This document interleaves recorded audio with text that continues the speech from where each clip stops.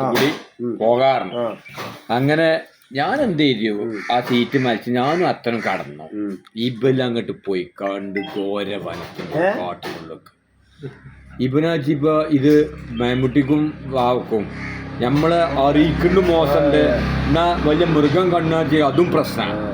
ഏതായാലും എന്നോട് പറയാച്ചെങ്കിൽ ഒരു 1.5 മണിക്കൂർ ആ സ്ഥലത്തിന്റെ പേരേതാ വാവ?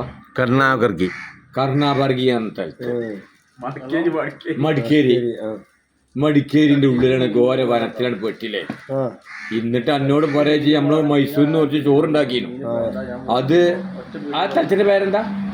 ആ ചോറ് നായി നിന്ന സ്ഥലം കുട്ട ടൗണിലെത്തിയേക്കിന് മുള്ളു മജീദും പോലൊക്കെ പറഞ്ഞു. നമ്മള് ആ ചോറ് വേയിച്ചാണ് കുക്കറിന് തുറന്ന് വെച്ചേക്കിന് ഒരു ടൂറിസ്റ്റ് ബസ്സൊക്കെ എല്ലാവരും പാടെ മണ്ടി.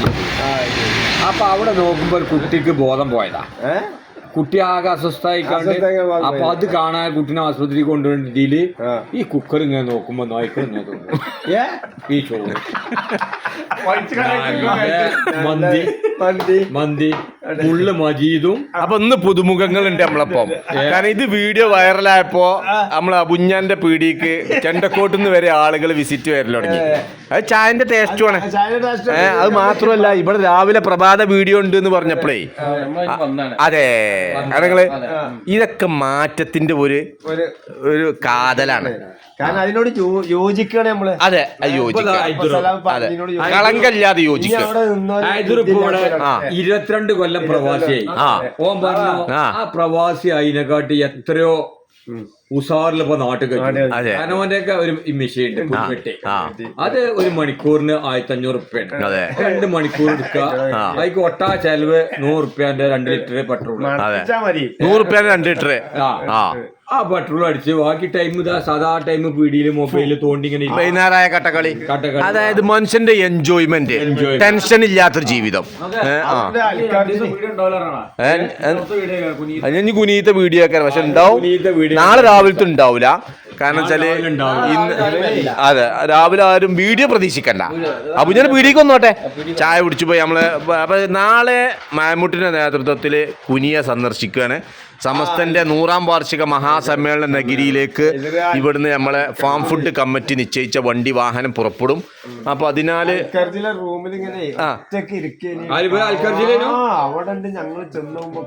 ഗൾഫിലൊക്കെ പറഞ്ഞ അൽക്കർജി എന്ന് പറഞ്ഞു കഴിഞ്ഞാല് അവിടെ എത്തണമെങ്കിൽ നല്ല മല്ല.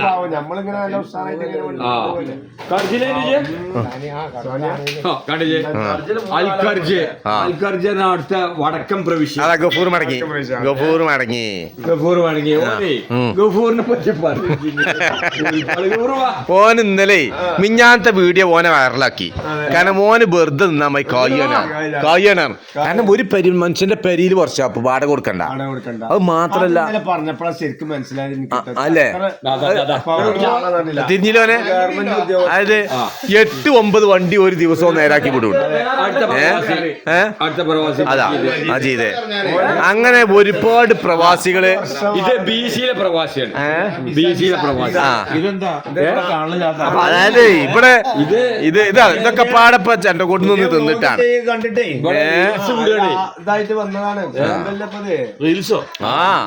അതായത് പ്രവാസികൾക്ക് ഒരു പ്രചോദനം. ഗൾഫിൽ നിന്ന മജീനെ ഇപ്പോഴും ഇനി അങ്ങോട്ട് പോകണം എന്നുള്ള അതെ കട്ടഞ്ചായ എത്തി. ആയിക്കോട്ടെ ഇന്നത്തെ വൈകുന്നേരം അതായി